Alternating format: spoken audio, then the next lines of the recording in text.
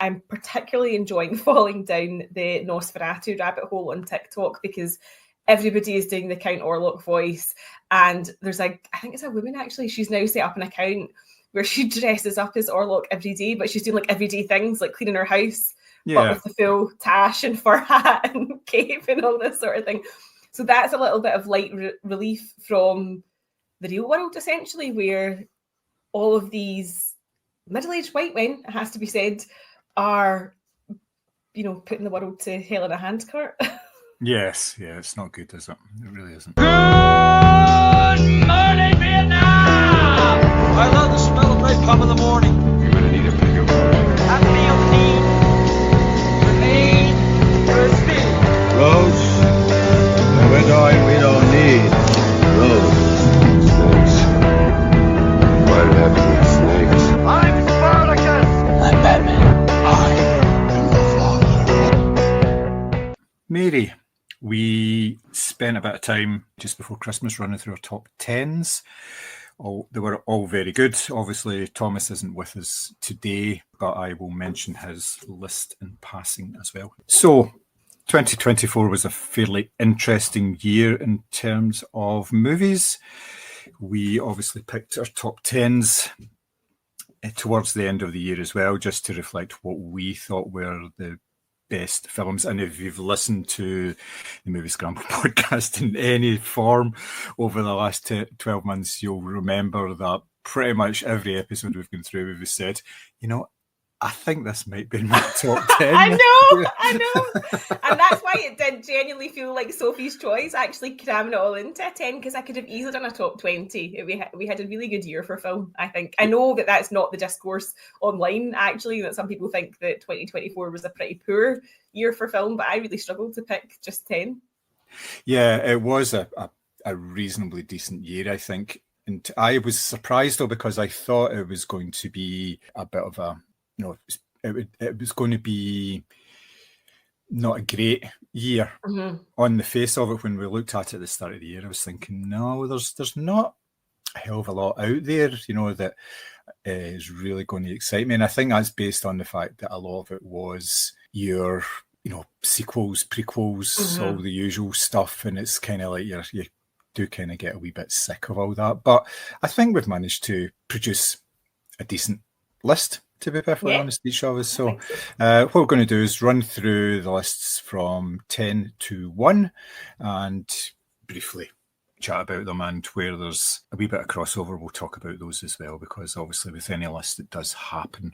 So, Mary, your number 10 was Four Little Adults. Yes, so that's the Finnish comedy, I think is the right way of putting it, sort of comedy drama about a middle-aged couple who are a vicar and a sort of aspiring politician, and they decide, because the husband, played by Errol Milanov, has had an affair, they decide to sort of open their marriage up to polyamory. And it almost feels sort of Shakespearean in the way that it is sort of like very polite and very middle class, but it's also really funny, but also about, I don't know, maybe kind of getting to know yourself properly as a middle-aged person. And I think that I really liked the performances, thought they were great.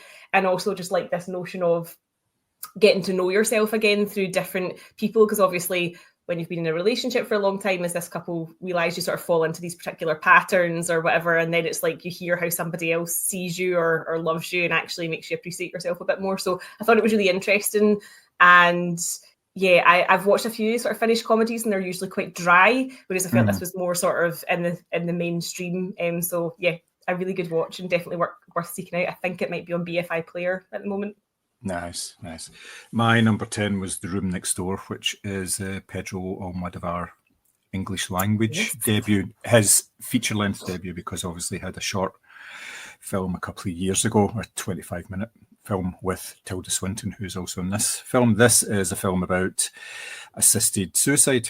Two people reconnect after a number of years apart, and one of them is terminally ill, and she decides to enter life, euthanize herself using a cocktail of drugs, but she wants her friend to be with her in the room next door. And it's basically a series of conversations between these two women, talking about their lives, their hopes, their fears, and regrets more than anything else. And it's really, really nice. It's a great film. It's very, very easy to watch it. Very, very good performances, obviously, and yeah, and like America's never looked so beautiful because it's mostly shot in Madrid. Yeah. So, yeah. And of course, women at the heart of it again, because that's Exactly. Yes. Well, yeah, yeah. that's his feature, isn't it? That's what he does. Yeah. He's done that since the very first films that he's done, and it's always. I think he's a bit of a mummy's boy, to be perfectly honest. I think that's where it comes from. The influence of his mother was really profound on him from an early age. So he's used that experience, and he's said that himself. He's always been surrounded by these strong, capable women, and yet when you see, well, especially like Spanish cinema at the time when he started, it wasn't like that at all. No, it wasn't being reflected. Very masculine, yes. Yes, yeah, and as you can say that for the same pretty much everywhere else. So it's welcome that he is actually doing stuff in English language. Whether he'll do it again, whether it was just an experiment, I don't know, but we'll see. Your number 9 was The Teacher. Yeah, so I saw this at Glasgow Film Festival where we had a lovely talk beforehand from Farah Nabilsi, who is the British-Palestinian director who made this film.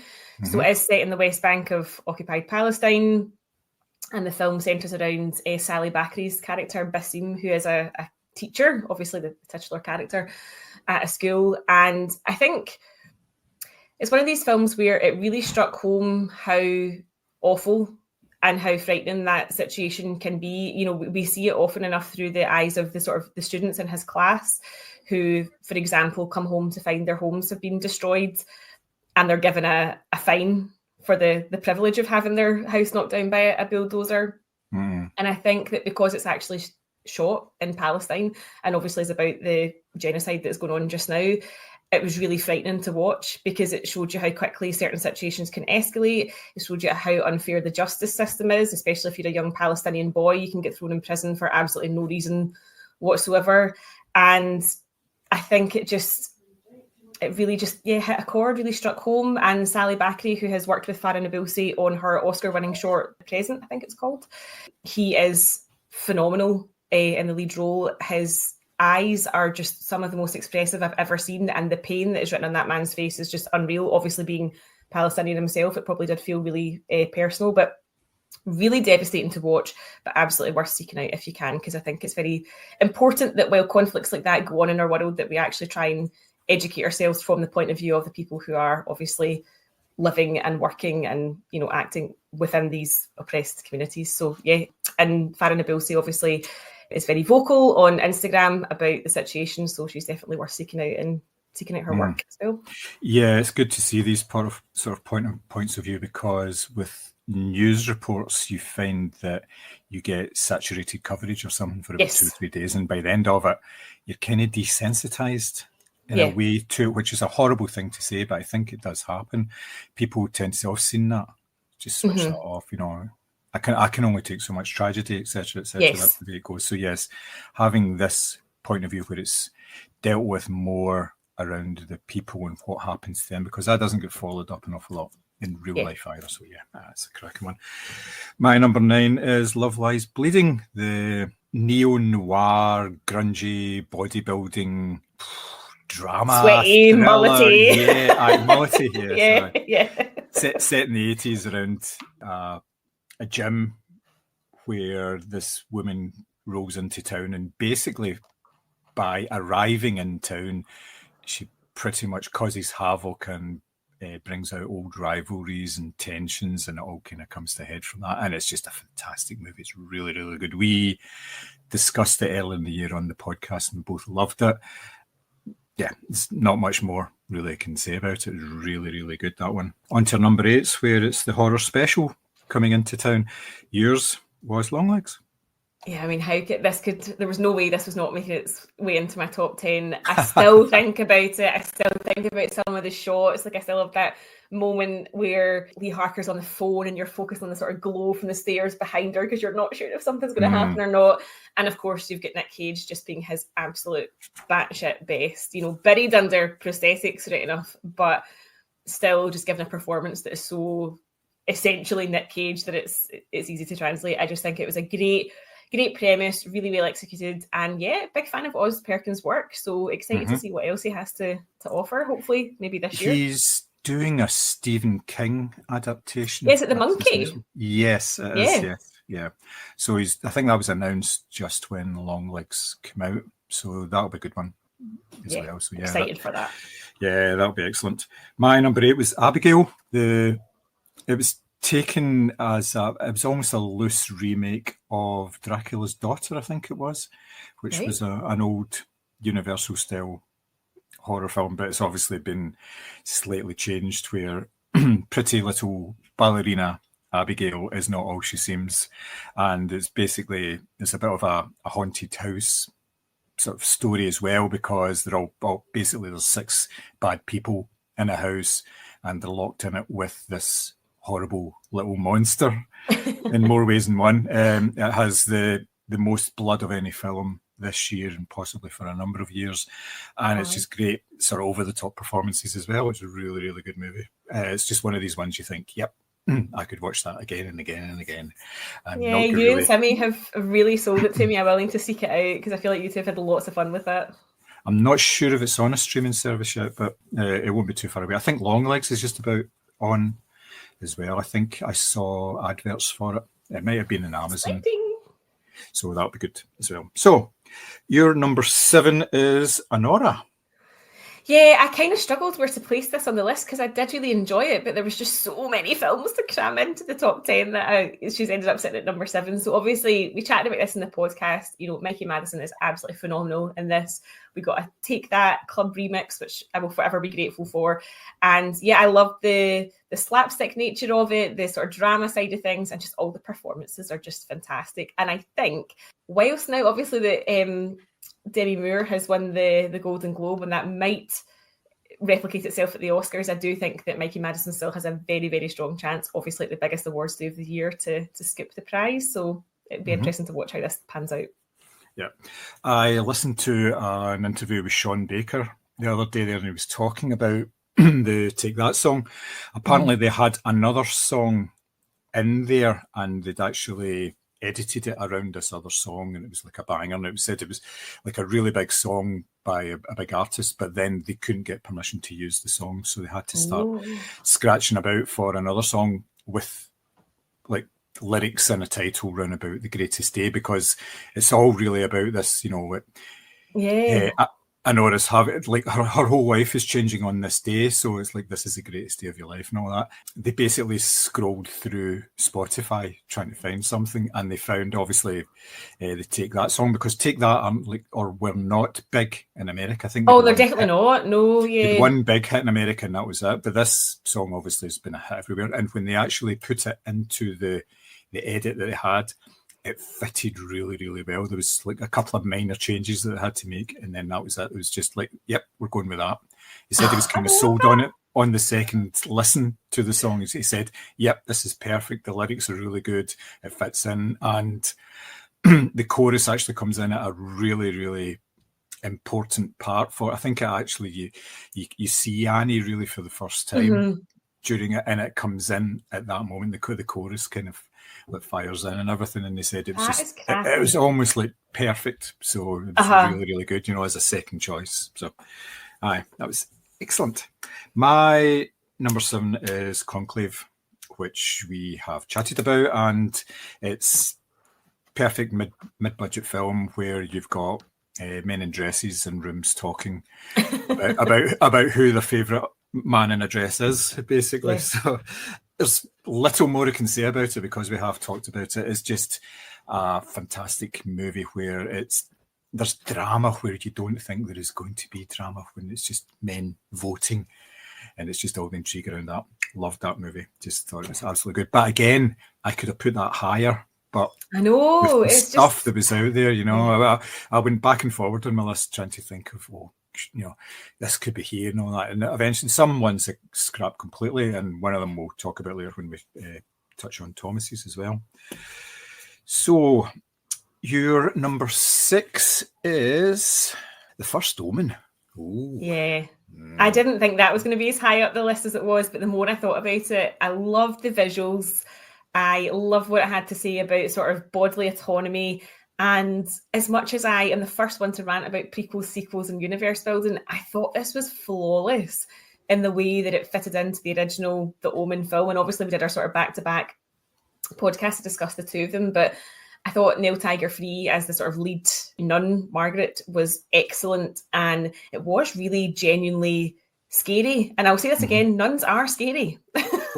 Oh God, and this is yeah. definitely the perfect example of that. And I know that it came out at the same time as Immaculate, and for me this absolutely blows Immaculate out of the water in terms of visuals and sort of the sense of dread that created. Yeah, it's a really, really good film.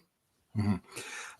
When I was 8 or 9 years old, primary 5 in school, we had an exchange program going with American schools, and for the P5 year we had a nun as our teacher, Sister Bernadette, who came over from Philadelphia and taught us for a year, and she was lovely, she was sweet, she played the guitar, but there was always that sinister undertone. You always got that, no matter how sweet she was, you were kind of thinking evil lurks in she there could probably somewhere. kick the shit out you. Given the fact I was really small and I was only 9, that's probably a fair chance. But yes, nuns are scary. I can completely agree with that. On the whole body autonomy thing, I chose Alien Romulus as well for my number 6.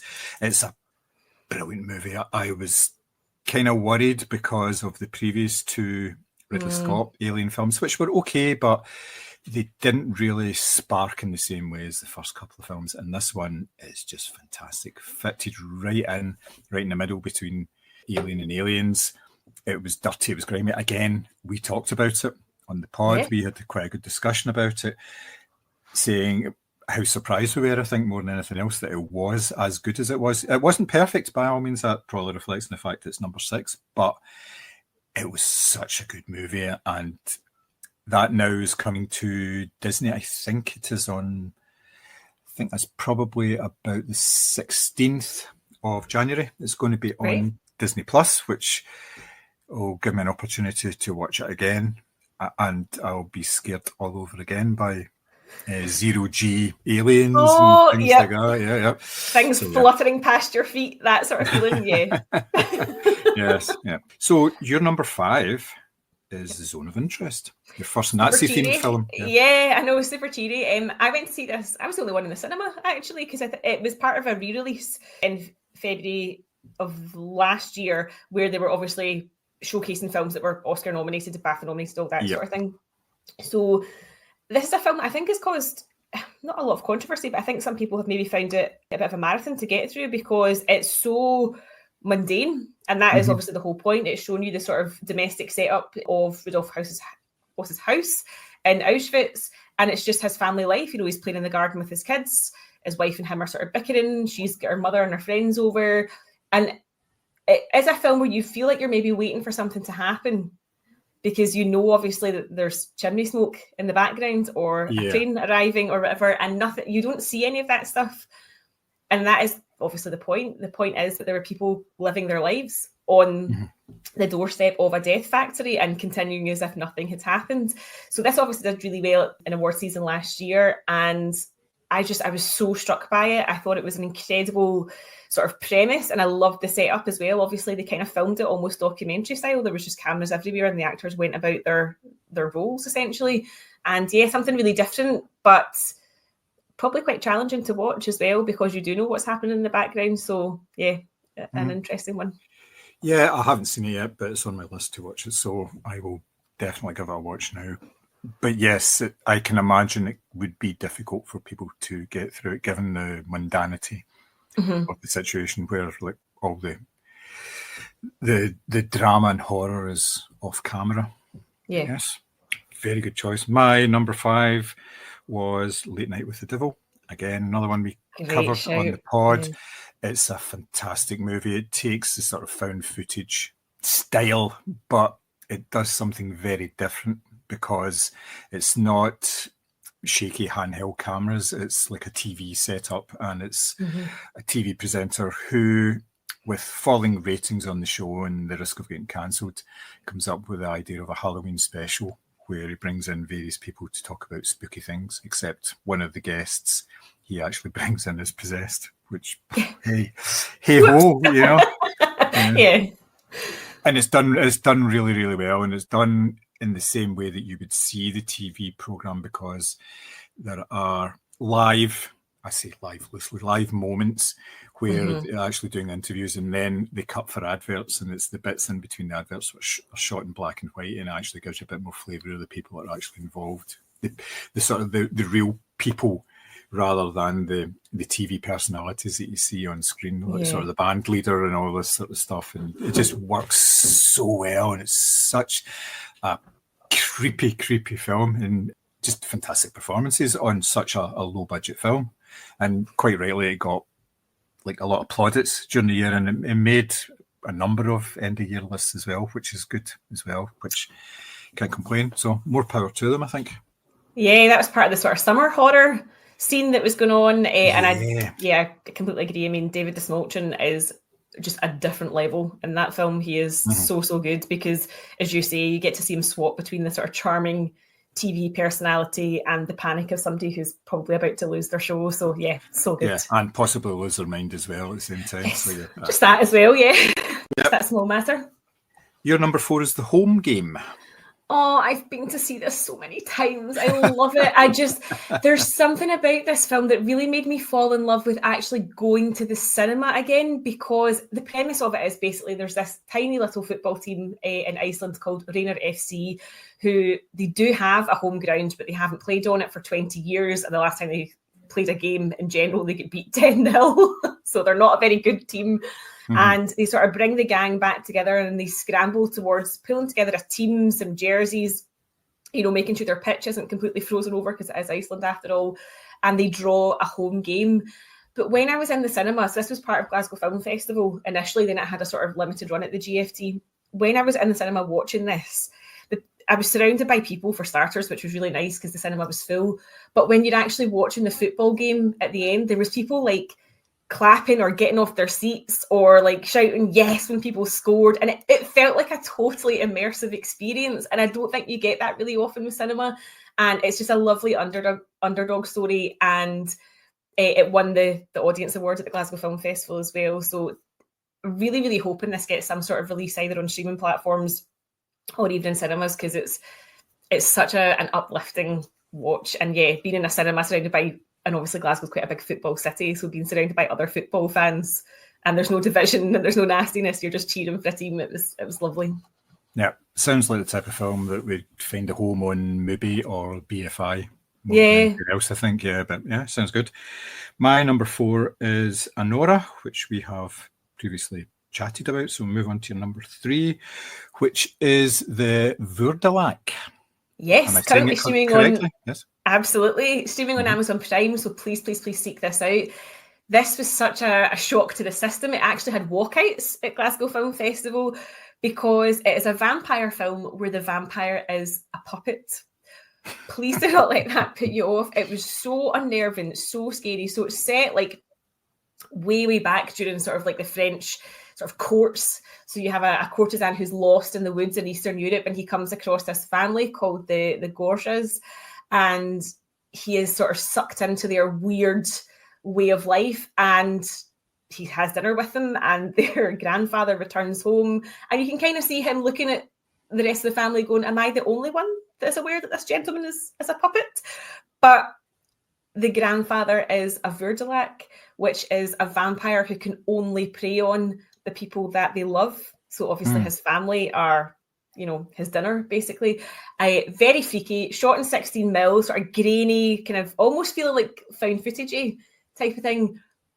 Odd, but I absolutely adored it. And I get that it's not going to be for everyone, but there's a sort of necrophiliac scene and lots of slurping sounds that you wonder, did Eggers see this before he made Nosferatu? Nice. My number 3 is Dune Part 2, which is pretty much at the same sort of standard as Dune Part 1. It's the continuing space adventures of Paul Atreides, which is... That should have been the tagline. I know. It's just a fantastically realised version of the Dune story, and the fact that they split it into 2 and it's pretty much about 5.5 hours in total takes nothing away from it. It's just a fantastic movie, sort of sweeping landscapes, deserts, and then you've got like sort of the whole political elements of it as well. It's just, I don't need to obviously go over the story or anything because it's obviously been well told, but it was a really, really good entry. It didn't diminish anyway from part one, and it was really weird as well because usually with a part two to a story you get a wee recap and things like that, but there's very little at the start of this one. There's like 30 seconds of the Emperor's daughter mentioning something, and it's just like one thing or something, and you're kind of saying it was 2.5 hours of stuff. Yeah. So, and because it was 2 years ago, basically you did have to watch the first part of it again in order to get from the second part.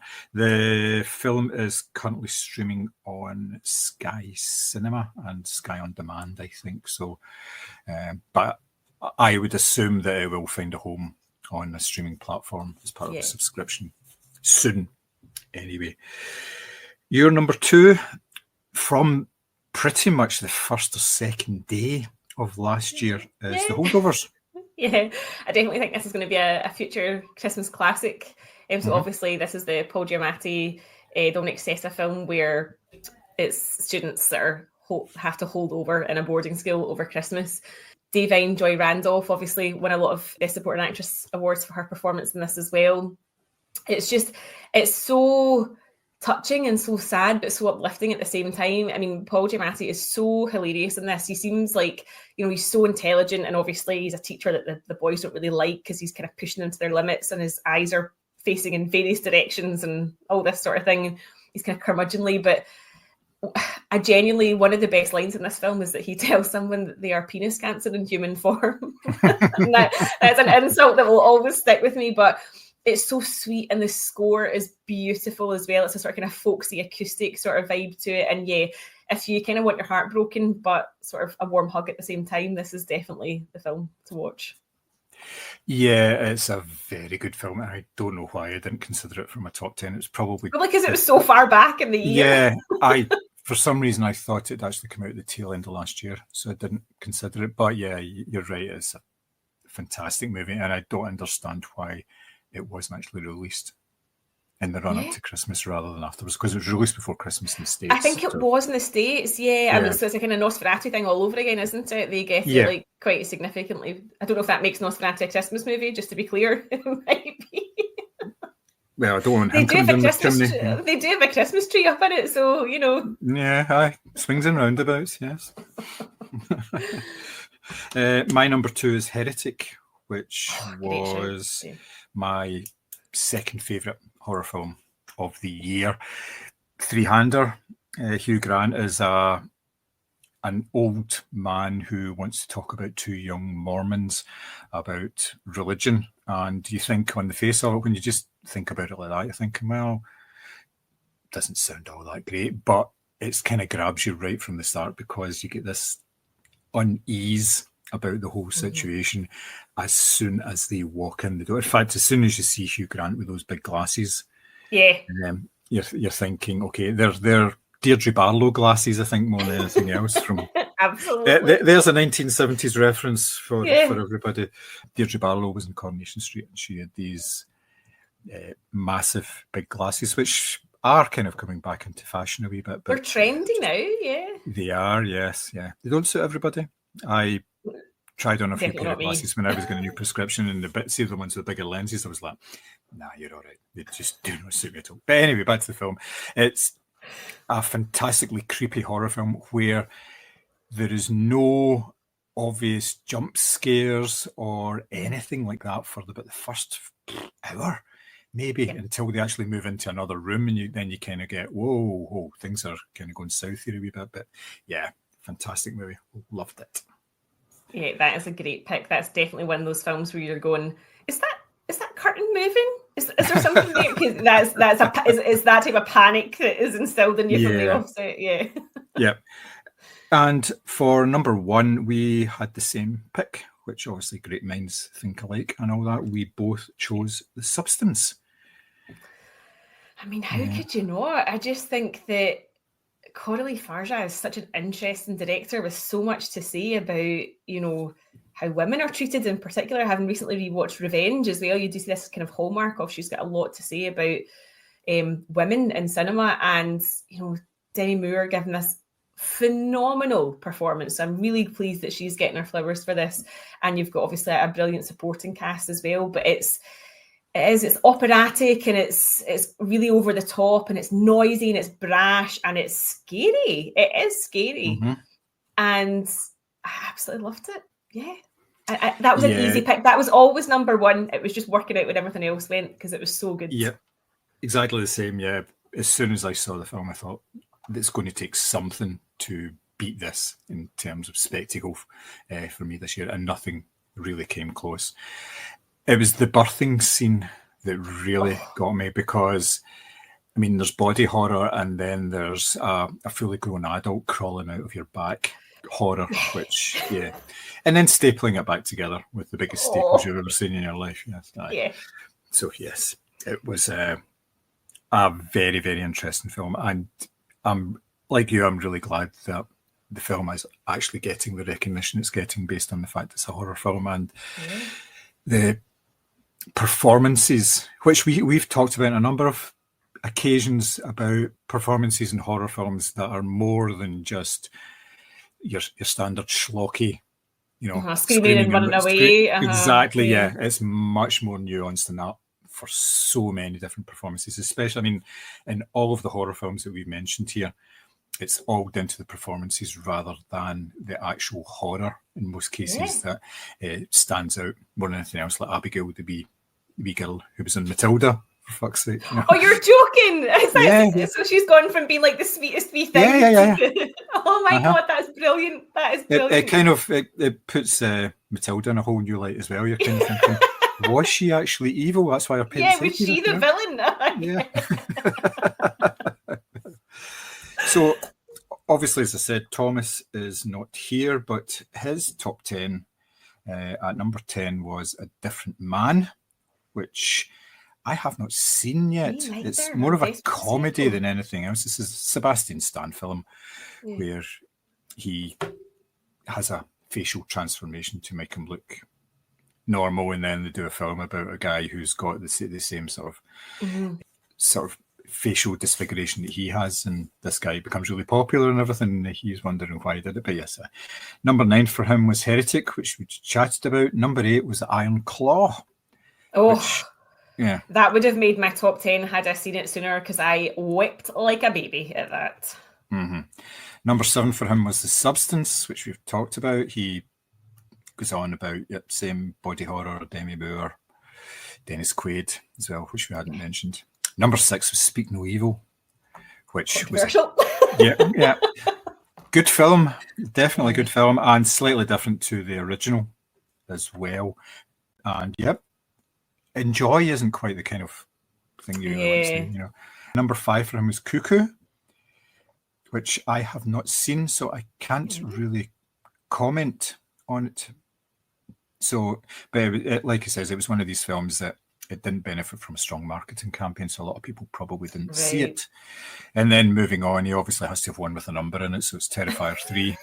Of course. Yeah, which has been this phenomena. The Terrifier films have just grown and grown over the last few years, which is just absolutely crazy. It's looking as if it's going to become one of the sort of horror Halloween type staple films. Oh yeah, definitely. Because I think these are the type of films that they can churn out.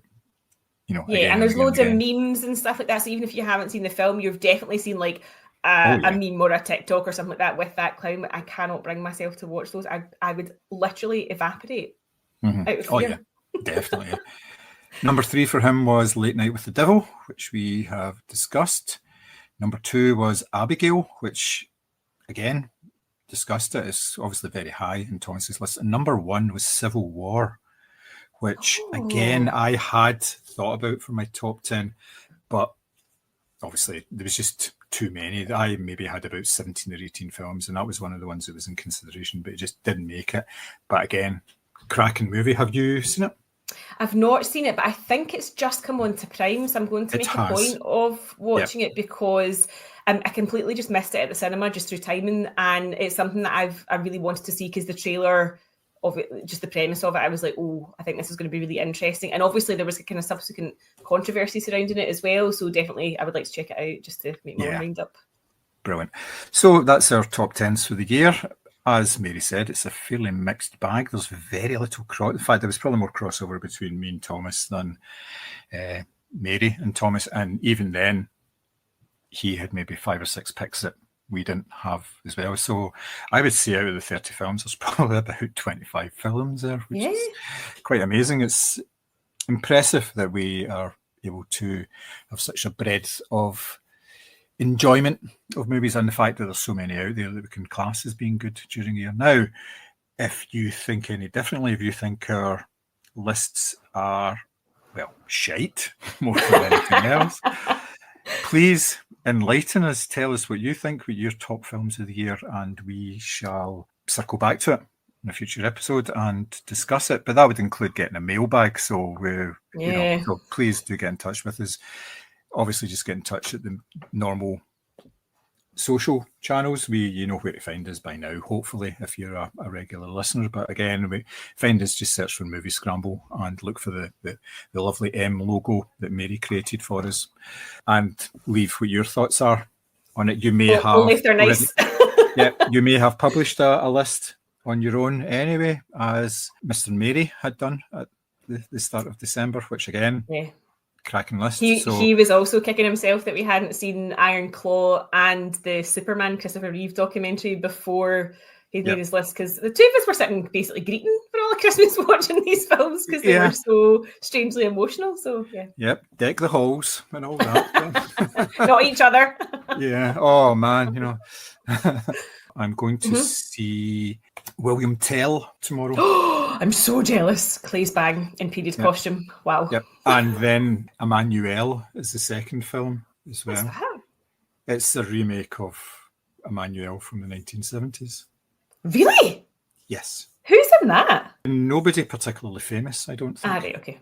And how was your press day last week with like Maria and the it was really good. Jesse Eisenberg film and all that? Because they're all obviously a lot of buzz around them. Yeah, they're all really good. The Jesse Eisenberg film is really, really good, considering he directed it as well. So, and obviously second sort of lead in it. Yeah, he was excellent. Really good. The Bob Dylan one was more of a straightforward biography, complete unknown, but the performances in that were excellent, and the fact that we Timothy had Missouri creme brulee, as I keep calling him. Yeah, he did all his guitar playing and he did all his singing himself. Wow. Okay, so it was all kind of live on screen and everything. So that was very Bob good. Bob Dylan's got such a distinct voice. It's an easy copycat. Wow, that's interesting. Yeah, no, he did really well with that. And then in the afternoon, what do you see? Baby Girl, which is just completely fucking nuts. It's just I am uncomfortable about this for a few, because I just think that if the genders were swapped, this would not be an acceptable film. So I'm not sure how I feel about it, if I'm being completely honest. I know that everyone's like making a big deal about it, and Nicole Kidman and Harris Dickinson obviously are sort of red carpet darlings, but there's something about it really gives me the ick. Yeah, it's an uncomfortable watch. I would recommend watching it though, because it's a good film. It's a very well made film, and it's designed to make you feel uncomfortable right from the very start. And I won't spoil anything, but if you reverse the roles in this and some of the things that Harris Dickinson does, you would be like, "Hey!" Right? So if that was So anyway, I will just leave that there. Maria was fantastic.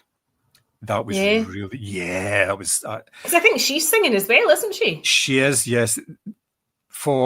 Based on the last 7 days of her life, where she's trying to re-find her voice, and she's living with her staff in this big Parisian apartment, and it looks back on her career, but there's not there is some singing in it, but there's not like lots and lots of it. And apparently, yes, she does her own singing, and she's very, very good. She comes across opera, really well. It's not like it's an easy thing to just pick up. Yeah, it's the kind of thing you have to train for years to perfect, but she had the chops to do it. And Wow. it's really well made. Like Mhm. there's 3 different distinct styles of camera work in the film. There's sort of the standard, nice, glossy, what you'd expect from modern film. But then when she's looking back at her past career, that's in kind of grainier Mhm. colour. But anything to do with Aristotle Onassis is all in black and white, and it's gorgeous black and white stuff as well. Ooh. And there's some really nice wee touches. Obviously, opera is there for the dramatic, Mhm. you know. And I don't know if you've ever heard the overture to La Traviata. I would know if I heard it. Oh yeah, you would do. La Traviata is where this wealthy French woman has just recovered from TB, and she's reintroducing herself back into the Paris society. But at the end of the first act, she has a cough again, and you're going, "Yep, okay, yep." So in the overture, it's all very nice. It's kind of sweeping, and there's lovely strings. But then it hits this minor note that implies, Yes. something Blood on shit's your really tissue, going. yeah.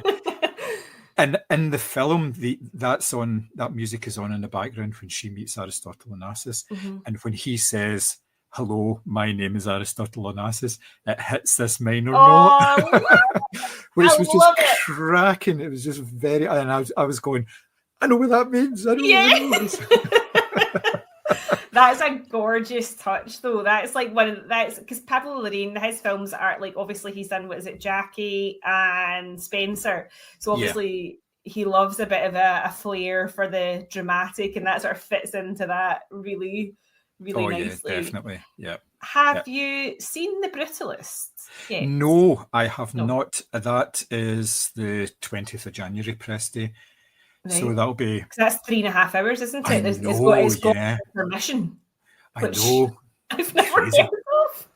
So it'll be interesting to see how that does box office wise, just because I think a lot of people are going to hear 3.5 hours and go, fuck that. And a lot of cinemas are going to go 3.5 hours. That could be 2 other films. That could be 2 films that we could show in that sort of time. Yeah, that's a bit of a commitment, I think. But yeah, I'm going to see that a week on Monday, as well as Saturday night. And is that the SNL one? Yeah, and the Luther Vandross biography, Luther Never Too Much, which I know did not know that was a thing. No, I didn't know anything about it. I had to look it up because I thought it was Luther the TV show, because there was a Luther film like a year or so ago on Netflix, and I thought, oh, maybe there's a new one, but no, it's Luther Vandross. But obviously he's got, and he's obviously had this wonderful career because he sang like backing vocals for David Bowie in the Young Americans album. So it's, you know, a fascinating guy. Yeah, and his obviously issues with his weight because he got really fat and then really skinny and then really fat again and all that. So I'm sure they'll go into all that as well. But that's... The more horror I watch, the more I'm sort of seeking it out. I can't do Terrifier because that's a line that I'm not willing to cross. Yeah, that's fair enough. That would be me awake for months on end because I hate clowns as it is. So although I did watch behind the scenes, I was laughing. I watched behind the scenes footage of it, and it's Bill Skarsgård obviously cutting about in his own clothes, but with the head on and the hair, and all the wee kids are interacting with him, and he's making sure that they're okay and they're not too scared around him and stuff like that. And then there was another clip of him and Nicholas Hoult talking about behind the scenes of Nosferatu. And Nicholas Hoult was worried he was getting dehydrated in his suit. And he's like, where's your hole? And I'll put some water in for you. And he's like, he's grumbling, trying to keep the voice going. He's like, where's your hole? And I was So yes, definitely worth falling down the rabbit hole and all the Nosferatu stuff, because I keep sending Chris things. Like, as I say, this woman dressed up as the Count, like sweeping her floors. I'm like, this. I don't know why it's so funny to me, but it just is. What about the butt plug? Have you come across that in your rabbit hole journeys yet? Oh yes, I mean, there was a big Q&A with Roger Eggers getting filmed somewhere. Where was it? It might have been London or something like that. And he talks about the butt plug, and Skarsgård's just sitting there like, that way you can just tell, please stop telling people about my bleeding anus. But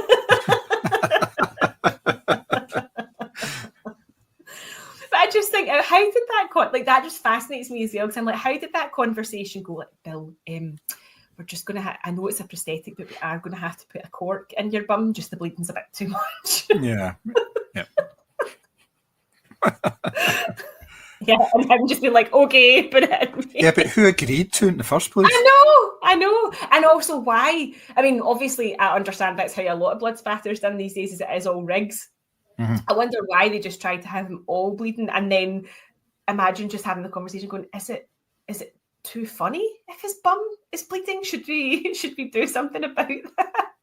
Are people going to laugh if they see that his anus is weeping? I mean, I think that scene has shocked so many people. Like, the reaction to that in particular is wild. Whereas I say, if you watch the Veur de Lac, you'll be like, you ain't seen nothing. Yeah. So, but yeah, let me know if you do get to see The Brutalist, because I'm intrigued to see if it's getting a lot of hype. But obviously, 3.5 hours is a big commitment. So just want to know before I go in. Yeah. How many toilet breaks I'm going to have to plan out. You know, there should be an article like what they did for The Irishman, when to plan your toilet breaks for The Brutalist. Yeah, it's going to be a tricky one for a lot of people. The interval will be most welcome, I think. But you know what, though, see, in a way, that's a good thing, because and we've both spoken about this, you know, folk on their phones or up and down to the toilet or rustling species. Actually, see if you know there's a break coming, maybe that might stop all of the disruptions. Hopefully, yeah. I would think so. Yeah. But you never know. Oh, no, you do not.